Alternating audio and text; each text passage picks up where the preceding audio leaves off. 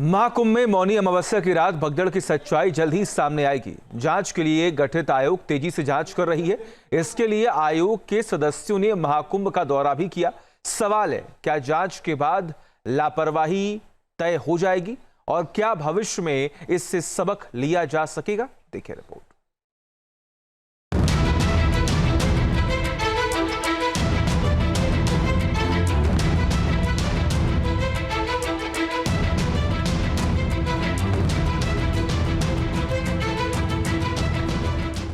मौनी अमावस्या की रात प्रयागराज संगम तट पर हुआ क्या था? महाकुंभ में कैसे मची थी भगदड़? भीड़ क्यों हो गई थी बेकाबू? सीसीटीवी की गवाही, राज खोलेगी टोपोग्राफी।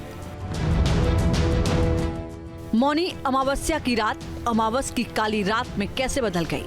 मौतें कैसे हुई? कौन जिम्मेदार है? किसने लापरवाही की? सबका सच सामने आएगा, क्योंकि हादसे की जांच के लिए न्यायिक टीम के पास ऐसे कई सारे सबूत हैं जो एक एक कर उस रात की गवाही देंगे। 1 महीने का वक्त, भगदड़ की जांच और किस पर आएगी आंच।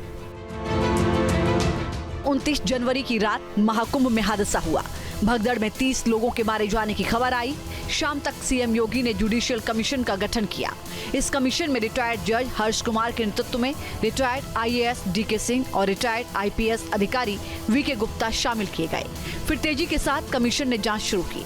शुक्रवार को जुडिशियल कमीशन की 3 सदस्यीय टीम प्रयागराज पहुंची और तेजी के साथ ही अधिकारियों के साथ पहली बैठक की।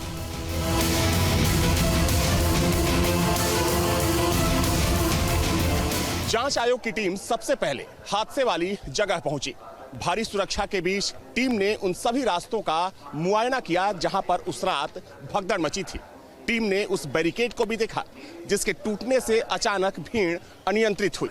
साथ ही में वहां पर मौजूद मेला प्रशासन के अधिकारियों से सवाल और जवाब की।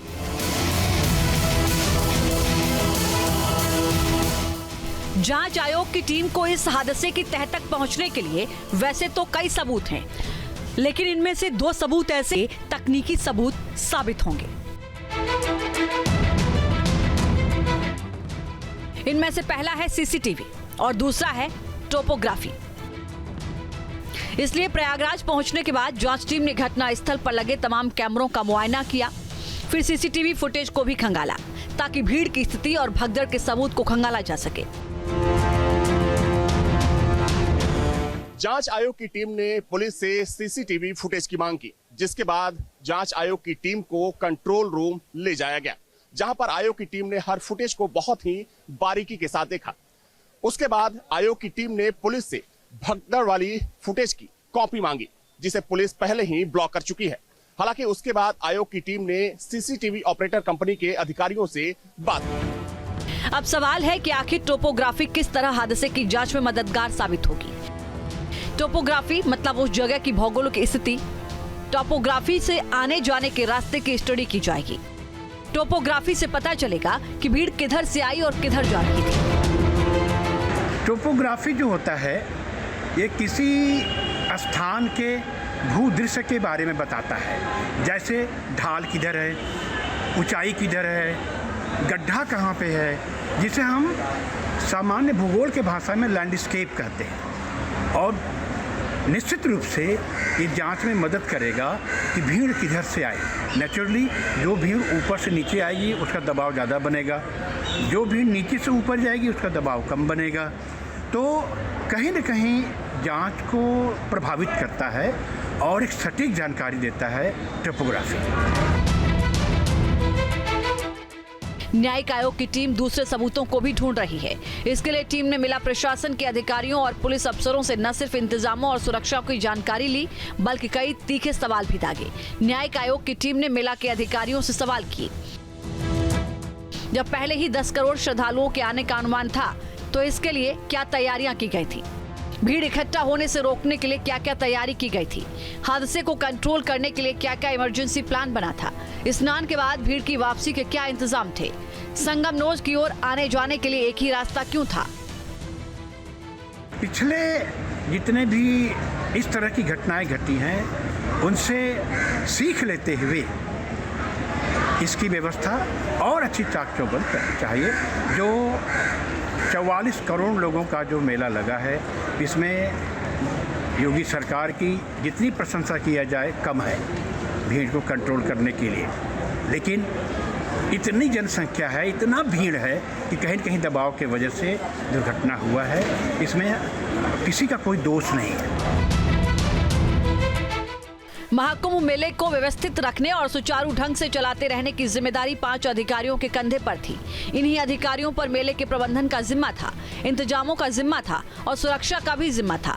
इसलिए आयोग इन अधिकारियों से भी ये जानने की कोशिश करेगा कि आखिर भीड़ के अनुमानों के बावजूद इस तरह की तैयारी क्यों नहीं की गई। ये 5 चेहरे हैं: विजय विश्वास पंत, मेला क्षेत्र कमिश्नर; वैभव कृष्णा, डीआईजी महाकुंभ; राजेश द्विवेदी, एसएसपी मेला; विजय किरण, मेला अधिकारी; विनय मिश्रा, सेक्टर मजिस्ट्रेट। आयोग भगदड़ की वजहों और हालातों की सिलसिलेवार तरीके से जांच कर रहा है। इसलिए आयोग ने चश्मदीदों के बयानों को भी रिकॉर्ड किया। इसके लिए आयोग की टीम स्वरूप रानी मेडिकल हॉस्पिटल पहुंची, जहां अस्पताल में भर्ती घायलों से मुलाकात की और उस रात की पूरी घटना की कहानी जानने की कोशिश की। आयोग के पास महज 1 महीने का वक्त है। इस 1 महीने में न सिर्फ जांच पूरी करनी है, बल्कि किसी ठोस नतीजे पर पहुंचना भी है, ताकि भविष्य में इस तरह के हादसों को रोका जा सके। सवाल है कि क्या जांच रिपोर्ट के बाद जिम्मेदारी तय होगी? सवाल ये भी है कि क्या जांच रिपोर्ट के बाद सबक लिया जा सकेगा? महाकुंभ में ये पहला हादसा नहीं है। इससे पहले भी कई हादसे हो चुके हैं।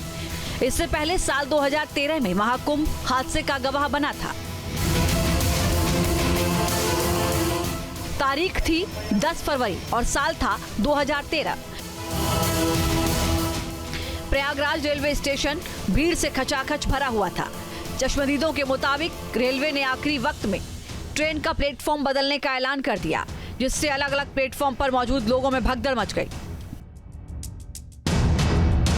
17 फरवरी 2013 को तत्कालीन उत्तर प्रदेश की सरकार ने इस हादसे की जांच के लिए इलाहाबाद हाई कोर्ट के पूर्व जज ओंकारेश्वर भट्ट की अध्यक्षता में एक जांच आयोग गठित किया। जांच आयोग ने जांच पूरी करने में पूरे 18 महीने का वक्त लगा दिया। अपनी जांच रिपोर्ट 18 महीने बाद अगले साल अगस्त माह में राज्यपाल को सौंप दी। रिपोर्ट में कहा गया, रेलवे ने अंदाजा नहीं लगाया था कि मौनी अमावस्या पर कितने यात्री आएंगे। रेलवे, यूपी परिवहन विभाग, इलाहाबाद प्रशासन और पुलिस को जिम्मेदार ठहराया गया। लेकिन इस रिपोर्ट पर क्या कार्रवाई की गई पता नहीं, क्योंकि इस रिपोर्ट को सार्वजनिक ही नहीं किया गया।